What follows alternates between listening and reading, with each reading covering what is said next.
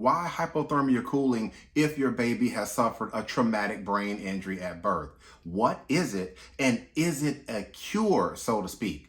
The reason why I want to talk with you about this today is because this is a question that we get a lot online and offline, and a lot of the confusion stems around the issue of whether this type of treatment is actually going to cure a child's traumatic brain injury at birth, like HIE, hypoxic ischemic encephalopathy. So I decided today to come back around and talk about this a little bit more, not into a lot of great detail, but just to give you an overall outlook as to the issues that are present when we're talking about hypothermia cooling. So hypothermia cooling, it's been out for a while now. It's a type of treatment that is used when it is suspected that a baby has suffered a traumatic brain injury at birth. And the goal of hypothermia treatment is to try to lessen the severity of the brain injury. In other words, to slow the spread of the injury.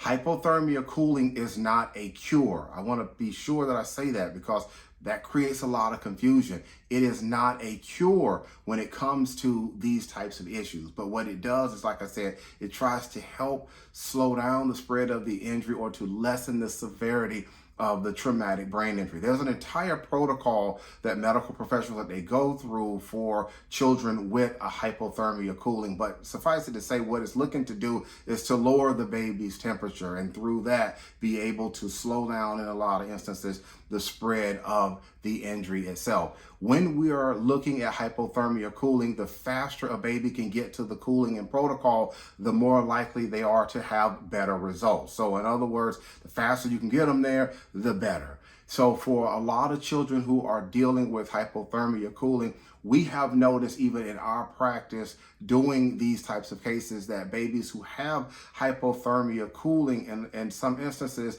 they tend to have better results, so to speak, than children who have not necessarily had hypothermia cooling. For example, we have a case right now, and again, this is just my specific experience with this, being a birth trauma attorney. But we've got a case right now that we're working through. Well, this baby has a profound traumatic brain injury, and the umbilical cord, the cord gases are really bad. The base excess is bad. The fetal heart strips, bad. We're talking a profound injury.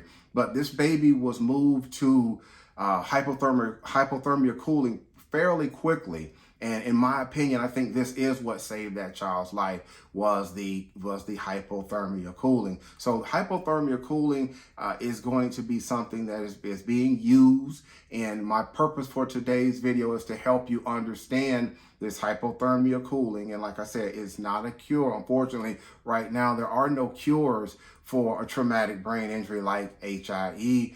But, who knows what the future may hold. But for right now, there are no cure, so to speak. But hypothermia cooling is a very important treatment in this process. If you have more questions, maybe you're here today because your baby has suffered a traumatic brain injury and did the hypothermia cooling, and you have questions as to, okay, how did this happen? What caused this? Was this something that the doctors or the nurses or the hospital, was this something that they did? Was it genetic? Was it developmental? Maybe you have these types of questions. If that's you, what I invite you to do is go ahead and pick up your phone and call me. There is a telephone number down below. Call my office and speak with us about what's going on with your baby's story.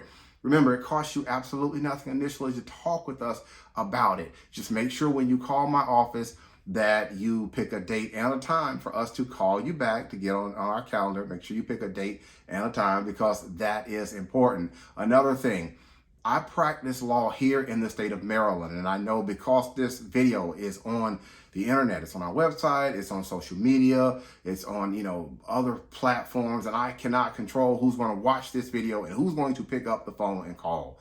If you are not in Maryland and you reach out to me, you're in the United States, but you're not in Maryland, understand that we have to use what we call co-counsel or local counsel. In other words, an attorney in your state. And that's something that we can help work with you on, but I just want to make sure that you understand that co-counsel or that local counsel aspect of things if you are not here in the state of Maryland. All right, that's going to be it for today's quick educational video. Again, I'm Marcus Boston, and I'm one of the childbirth injury and medical malpractice attorneys practicing law here in the state of Maryland at Boston Law Group, LLC. We'll talk with you next time. Take care and enjoy the rest of your day.